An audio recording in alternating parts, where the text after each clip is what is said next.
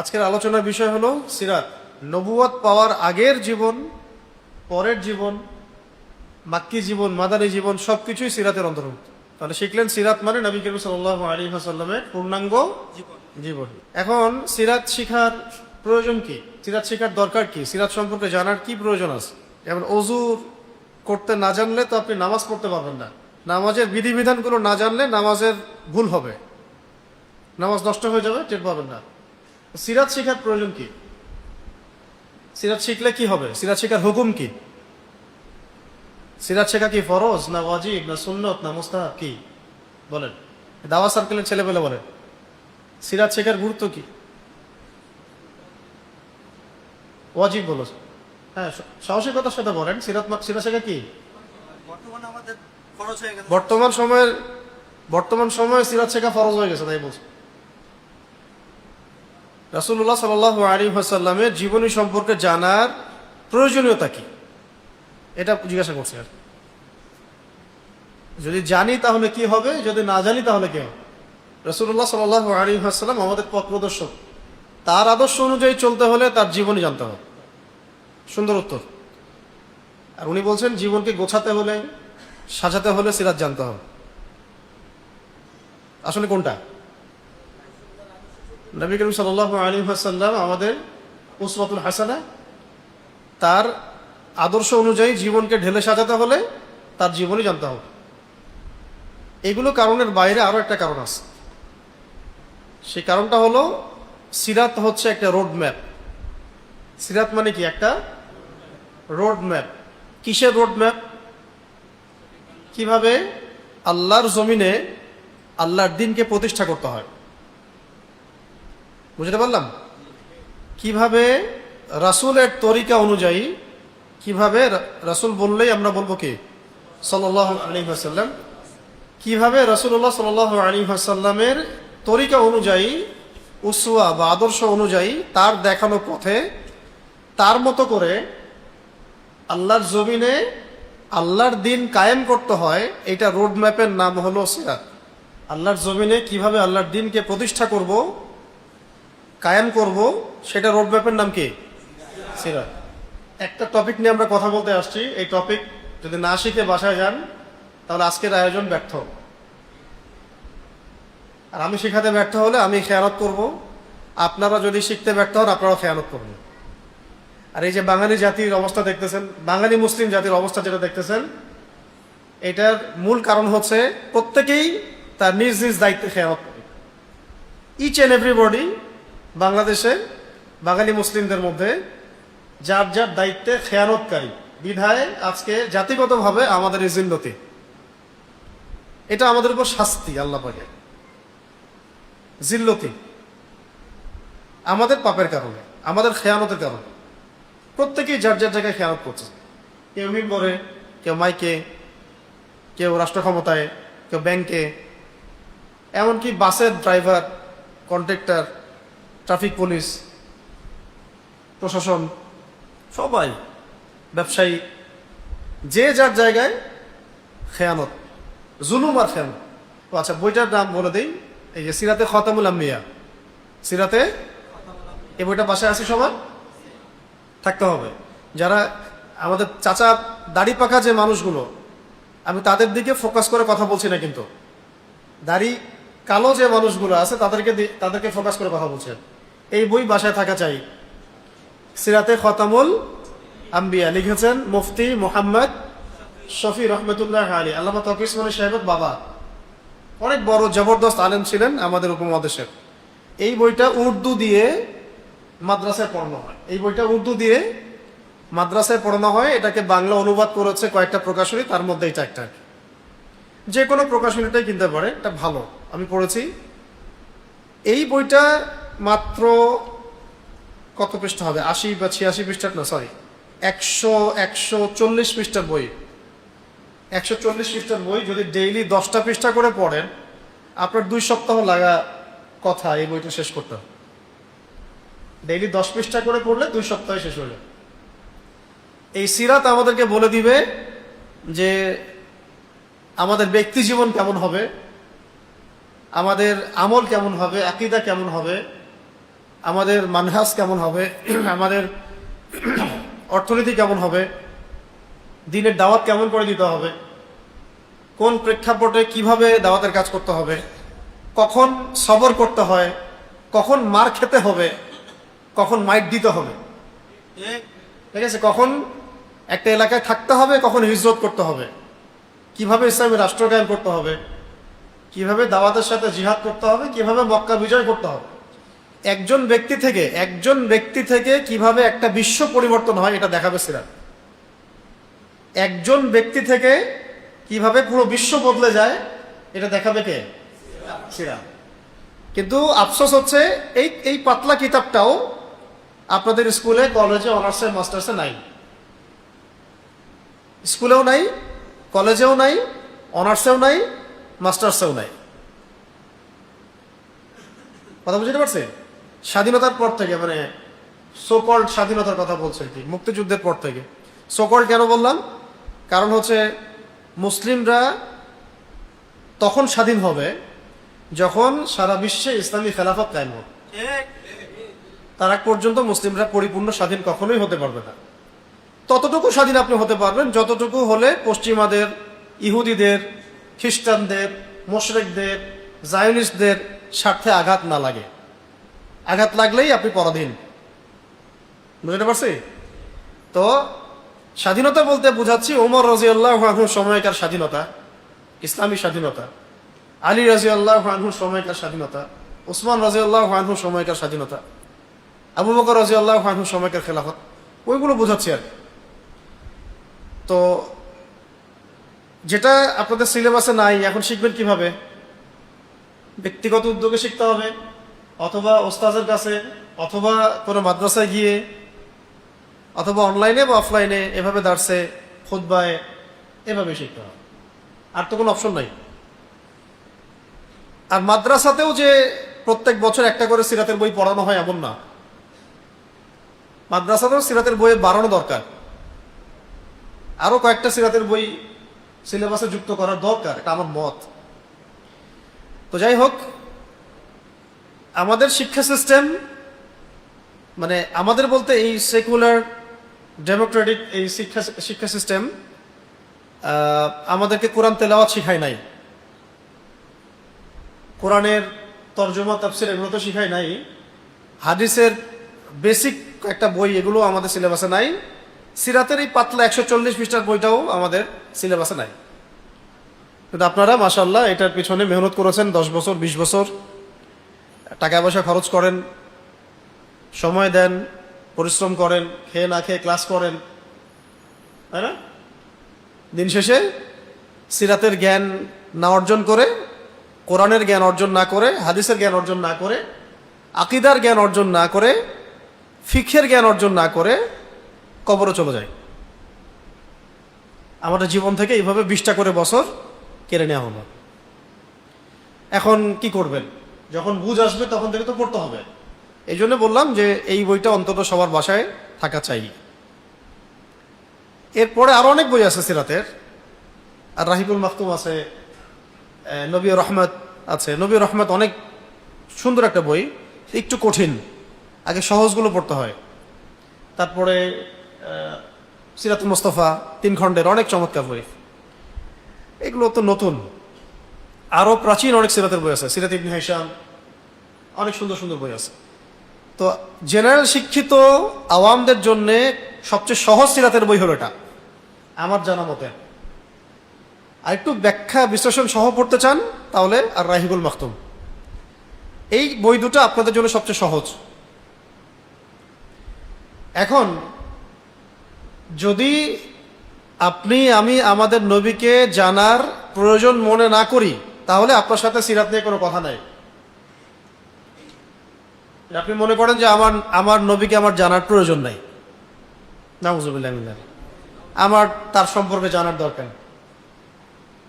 তিনি কেমন ছিলেন, দেখতে কেমন ছিলেন, কেমন করে হাঁটতেন, কেমন করে কথা বলতেন, কেমন করে উঠতেন বসতেন, দাওয়াত দিতেন, কেমন করে খাবার খেতেন, কেমন করে দিন প্রচার করা শুরু করলেন, কিভাবে মানুষ তাকে নির্যাতন করলো, কষ্ট দিল, তিনি কিভাবে সবর করলেন, কিভাবে মানুষ তাকে দেশ থেকে তাড়িয়ে দিল, পাথর নিক্ষেপ করলো, তার সাথে মানুষ যুদ্ধ করলো, তাকে গালি দিল, তিনি সবর করলেন।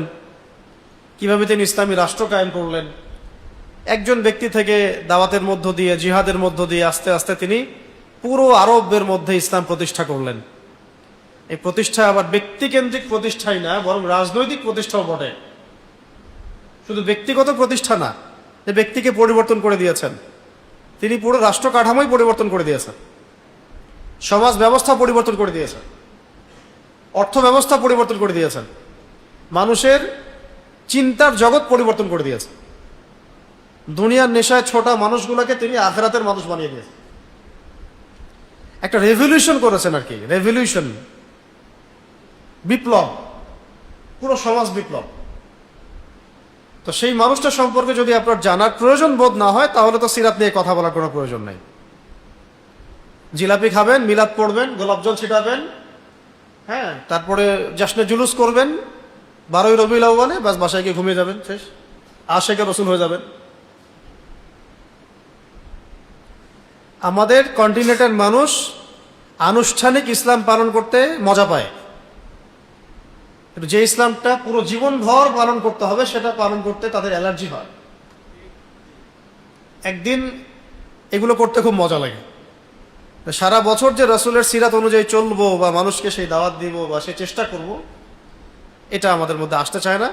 সবচেয়ে বড় কথা হলো, সিরাত আমাদের রোডম্যাপ হচ্ছে কোন তরিকায়, কোন পদ্ধতিতে আল্লাহর জমিনে আল্লাহর আইন বাস্তবায়ন করবেন, এটা রোডম্যাপ। বলে না আমাদের ইসলাম কায়েমের রোডম্যাপ কি? আপনারা যে ইসলামের কথা বলেন, ইসলাম কায়েম হবে, ইসলামের বিজয় হবে, ইমাম মাহদি আসবেন, হ্যাঁ, ইসলামী খেলাফত কায়েম হবে, আরো অনেক কিছু হবে যেগুলো আপনারা বলেন। তো ইসলাম কায়েমের রোডম্যাপটা কি আপনাদের? প্রশ্ন করে না অনেকে। তো এই প্রশ্নের উত্তরে বহু দাড়ি টুপিওয়ালাও বলে আমাদের রোডম্যাপ হচ্ছে ইলেকশন, ইলেকশন করব, ইসলাম কায়েম করব। অনেকেই বলেন, যারা বলেন তাদের ডিগ্রির অভাব আছে, সার্টিফিকেট অভাব নাকি, ডিগ্রি সার্টিফিকেট বড় বড় লকব দিয়ে ভর্তি, বিশাল ব্যাপার। তাদের সামনে আমরা কিছুই না, তাদের সামনে আমাদের কোনো মূল্যই নাই, বুঝতে পারছি? কিন্তু এই পুরা সিরাতের মধ্যে আবার ওই ইলেকশনের কোনো কথা নাই। এই পুরা সিরাতের মধ্যে আবার কোথাও ইলেকশনের কোনো কথা নাই। এখন আপনি যদি চান তাহলে সরাসরি আল্লাহর ওহী থেকে জ্ঞান নেন, আর না হলে প্রচলিত জ্ঞান থেকে জ্ঞান নিতে পারেন। এজন্য আমি সবসময় জোর দেই, ইয়াং জেনারেশনের নিজেকে পড়তে হবে, নিজেকে পড়তে হবে, জানার চেষ্টা করতে হবে, ওলামায়ে কেরামের সোহবতে যেতে হবে। যে বিষয়টা নিয়ে মতপার্থক্য দেখা যায়, সেটারও সমাধান জানার জন্য ওলামায়ে কেরামদের দ্বারস্থ হতে হবে, একজনের না, ওলামায়ে কেরামদের দ্বারস্থ হতে হবে যে আসলে ব্যাপারটা কি। এক কথায় সিরাত হচ্ছে, সবচেয়ে বড় কথা হলো সিরাত হচ্ছে কিভাবে আল্লাহর জমিনে, জমিন কার? বাংলাদেশের মালিক কে? আচ্ছা, বাংলাদেশের মালিক আল্লাহ, এটা অনেকে মনে করে না। অনেকে মনে করে বাংলাদেশের মালিক হচ্ছে জনগণ। কি হাসতেছেন? বহু মানুষ মনে করে যে বাংলাদেশের মালিক হচ্ছে জনগণ। জনগণ যেটা ভালো বলবে সেটাই ভালো, জনগণ যেটা খারাপ বলবে সেটাই খারাপ। জনগণের রায়ে যা তাই হবে। কিসের আল্লাহর আইন? ফেলাও এগুলো সব। খালি এভাবে বলতে পারে না, আমি যেভাবে বললাম এভাবে খালি বলতে পারে না, মনে এটাই বলে রাখো তোমার আল্লাহর আইন, ফেলাও এগুলো সব। আমরাই সব, নাউজুবিল্লাহ মিন যালিক। আল্লাহ পাকের শাস্তি যে ঝুলতেছে খালি, আর শাস্তির মধ্যে আসি আমরা অলরেডি। শাস্তি মানে তো শুধু আসমান থেকে একটা আতসামুদ জাতির মতো একটা শব্দ আসবে, সব ধ্বংস হয়ে যাবে, এটাই তো শাস্তি না। আরো কত শাস্তি আছে। আমাদের অভ্যন্তরীণ যে ইখতলাফ, মারামারি, অভ্যন্তরীণ রাহাজানি, এই যে লুটপাট, এই করাপশন, পণ্যের দাম, আমার জীবনযাত্রার মান, ধর্ষণ, খুন, গুম, সব এগুলো আযাব, ফিতনা, ফাসাদ। যাহারাল ফাসাদু ফিল বাররি ওয়াল বাহরি বিমা কাসাবাত আইদিন নাস। এখন এই কথাটা সরাসরি এরা বলতে পারে না, কিন্তু কাজে সেটা প্রমাণ করে, কারণ মনের মধ্যে এটা আছে। আল্লাহ পাকের এই জমিন কার? তাহলে এই জমিনের মালিক কে? বাংলাদেশের মালিক কে? বাংলাদেশের যতগুলো পলিটিক্যাল দল আছে তাদের মালিক কে? যে ব্যক্তিরা এই দেশ চালায় তাদের মালিক কে? মনে তো হয় না। বাংলাদেশের পার্লামেন্টের মালিক কে? অর্থ ব্যবস্থার মালিক কে? ব্যবসা বাণিজ্যের মালিক কে? এটা আমরা বলতেছেন। মানুষ মনে করে যে আল্লাহ পাককে মসজিদে পাওয়া যাবে, মসজিদে, নামাজে, রোজায়, হজে, জাকাতে। বাইরে গেলেই, মসজিদ থেকে বাইরে গেলেই সে একাই সবকিছু। আগে এটা মাথায় নেবেন, জমিনের মালিক কে? এই দেশের মালিক। এই দেশের মালিক যদি আল্লাহ পাক হন, তাহলে এই দেশের মধ্যে কার বিধান চলা উচিত ছিল? তাহলে আদৌ কি আমরা মানি যে এই দেশের মালিক আল্লাহ? এগুলো গজামিল বুঝ অন্যদেরকে দেয়া যাবে, আমাদেরকে দেয়া যাবে না। এই বিশ্বের মোড়ল যারা, তারা হলো কাফের। ওরা আল্লাহকে মানে না, ওরা বিশ্বাসই করে না যে আল্লাহ বলে কেউ আছে। আর যদি বিশ্বাস করেও, তারা মনে করে তাদের আল্লাহ সন্তান জন্ম দিয়েছেন। এই বিশ্বটা চালায় এখন কারা? মানে রাজনৈতিক কথা বলছে জায়নিস্টরা, জাতিসংঘ, বেশিরভাগ দেশ খ্রিস্টান, নাসারা, ইহুদি, মোশরেক, বৌদ্ধ, এরাই তো। এরা জোট করে পলিসি মেক করে বিশ্বটা চালানোর চেষ্টা করে, ল মেক করে, ফাইন্যান্স, ইকোনমিক সবকিছু ওরাই করে, মিডিয়া, প্রযুক্তি। এরা তো আল্লাহকে বিশ্বাসই করে না, পরকালে বিশ্বাস করে না, কোনো নবীতে বিশ্বাস করে না, মুহাম্মদ সাল্লাল্লাহু আলাইহি ওয়াসাল্লামকে স্বীকার করে না, হিসাবের দিনে বিশ্বাস করে না, মিজান পুলসিরাতে বিশ্বাস করে না। তো এরা তো ওদের মতো করেই দেশ বিশ্ব চালাবে, কুফরি দিয়ে, শিরিক দিয়ে, আল্লাহদ্রোহী সংবিধান দিয়ে। কিন্তু মুসলমানরা যখন ওদের কাছে গিয়ে ধর্ণা দেওয়া শুরু করেছে, আর মুসলমানরাও ওদের আদলেই তাদের দেশ চালানো শুরু করেছে। তাদের যে দর্শনগুলো, সেগুলো ওদের কাছ থেকে ধার করে নিয়ে আসছে, নিয়ে এসে ওই দর্শন দিয়েই দেশ চালায়, অর্থনীতি চালায়, ওই মুসলমানদেরকে শাসন করে এই ওদের আদর্শে দীক্ষিত মানুষেরা। জনগণ হয়তো মানে না, জনগণ মন থেকে বিশ্বাস করে না, কিন্তু মানতে বাধ্য হচ্ছে, কারণ উপরে যারা আছেন তারা তাদের সাথে সমঝোতা করে দেশ চালায়। এই জায়গাটাকে ক্লিয়ার করতে হবে যে জমিন কার? আল্লাহর। এই জমিনের মধ্যে যত বিধান চলবে কার পক্ষ থেকে আসা উচিত? এটা ইনিল হুকমু ইল্লা লিল্লাহ, আল্লাহ ছাড়া কোনো হুকুম নাই। এমন স্পষ্ট কথা আছে সূরা মাইদা, ওয়ামান লাম ইয়াহকুম বিমা আনজালাল্লাহ ফাউলাইকা হুমুল ফাসিকুন। একটা আছে যালিমুন, একবার আছে কাফিরুন। যারা আল্লাহ পাকের নাজিল করা বিধান দ্বারা বিচার কার্য পরিচালনা করে না, তারা ফাসিক, তারা জালেম, তারা কাফের। আল্লাহ পাক বলেছেন আমার কিছু করে নাই। সূরা মাইদা পড়েন, 44, 45, 47 তিনটা আয়াতে পরপর আছে।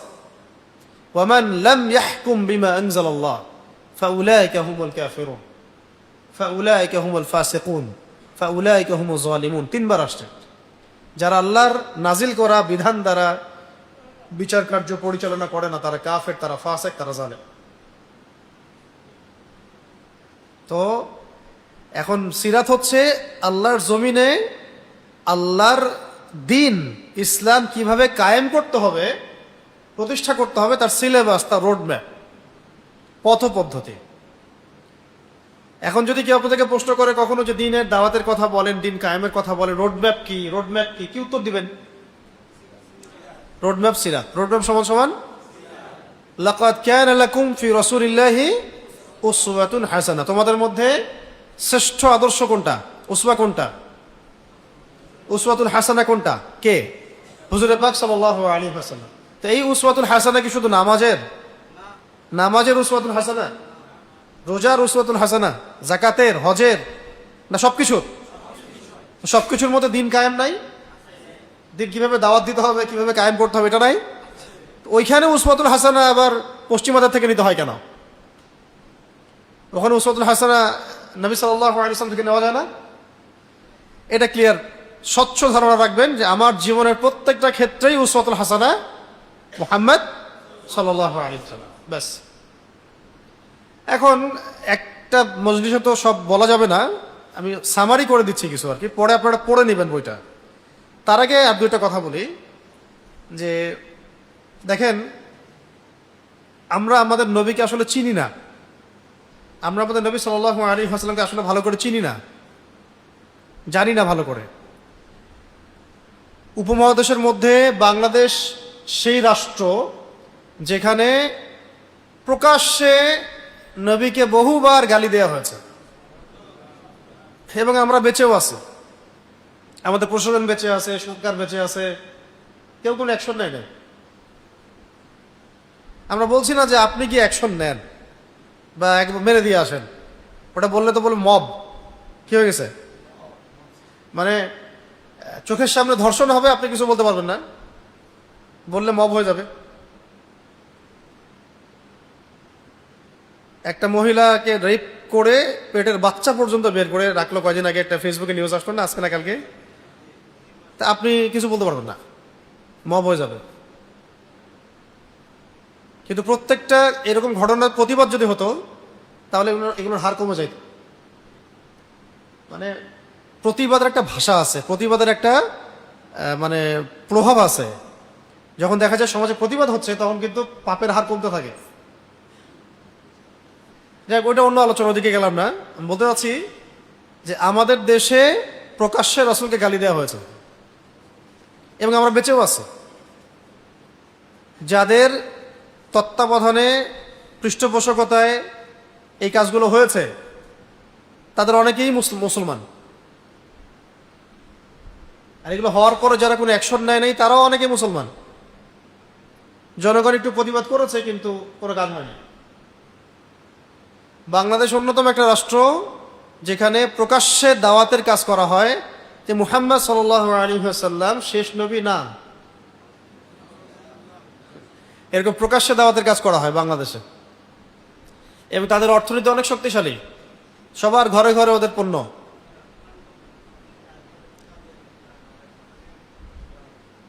আপনারা সবাই শিক্ষিত মানুষ, যা বোঝার বুঝবেন।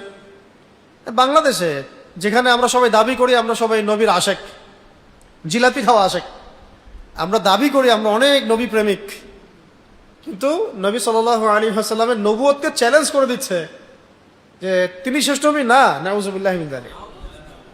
ব্যবসা বাণিজ্য করতেছে, ট্যাক্স দিচ্ছে, রাষ্ট্র উপকৃত হচ্ছে নাকি? কয়েকদিন একটা নিউজ দেখলাম, রাষ্ট্র অনেক রাজস্ব পাচ্ছে একটা মদের কোম্পানি থেকে। একটা মদের কোম্পানি দেদারসে মদ বানাচ্ছে এবং 124 কোটি টাকা নাকি এবার করছে না, শুনলাম এরকম ট্যাক্স দেয়। মানে সামান্য দুনিয়াবি একটু উপকার হলে আমার দিন, আকীদা, ঈমান সব ভেস্তে যাক, কোনো সমস্যা না। যে আমরা সবাই নবীর আশেক দাবি করি, এটা আমাদের সমাজের এই সমস্যাগুলো আমরা ফেস করতে পারতেছি না। আমাদের বাড়ির পাশে আমাদের এলাকায় যেন কেউ নবী সাল্লাল্লাহু আলাইহি ওয়াসাল্লামের নবুয়তকে চ্যালেঞ্জ করার দাওয়াত দিতে না পারে। কেউ আপনার বাসায় এসে খ্রিস্টান হওয়ার দাওয়াত দিয়ে যাবে, আপনি তাকে তাওহীদের দাওয়াত দিবেন না, এমন যেন না হয়। তো আমাদেরকে তো কখনো দাওয়াত দিতে পারে নাই কেউ যে আল্লাহ একজন না, আল্লাহ তিনজন। হ্যাঁ, দিতে পারছে? দিলে আপনি গ্রহণ করবেন? দেশের বহু মানুষ করতেছে চাকরির জন্য, ইত্যাদি সুবিধার জন্য। আপনাকে যদি কেউ বলে যে নবী সাল্লাল্লাহু আলাইহি ওয়াসাল্লাম শেষ নবী না, আরেকজন শেষ নবী, নাউযুবিল্লাহ, আপনি বিশ্বাস করবেন? আপনার ঈমান আমল আমাদের থাকলে তো আমরা ওদের কোনো পণ্য কিনবো না, ব্যবহারও করবো না, ঈমানের দাবিতেই করবো না। কারণ আমার ব্যবসা থেকে সে লাভবান হচ্ছে এবং সেই অর্থ সে তার কুফরি আকীদা প্রচারের জন্য ব্যয় করতেছে। আমরা আমাদের নবীজিকে চিনি না, তার সম্মান, তার ইজ্জত, এগুলো সম্পর্কে আমরা জানি না। যখন কবরে যাব, নবী করিম সাল্লাল্লাহু আলাইহি ওয়াসাল্লামকে দেখানো হবে। যারা দুনিয়াতে তার সিরাত, তার আদর্শ, সুন্নাতের উপর চলতে পারবে তারা উত্তর দিতে পারবে যে তিনি কে। যারা চলবে না তার উত্তর দিতে পারবে না। আর যে নবী সম্পর্কে আমরা জানি না, তার সম্পর্কে তার জীবনী পড়ি নাই, তাহলে তার আদর্শ চলবো কিভাবে?